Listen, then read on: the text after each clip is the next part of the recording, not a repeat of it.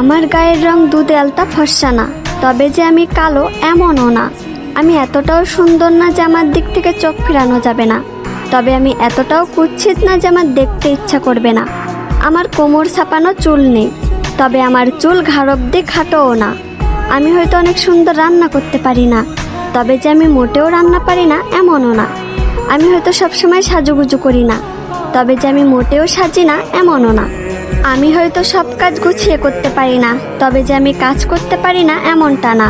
আমি হয়তো over smart না, তবে আমি স্মার্ট না এমনটাও না।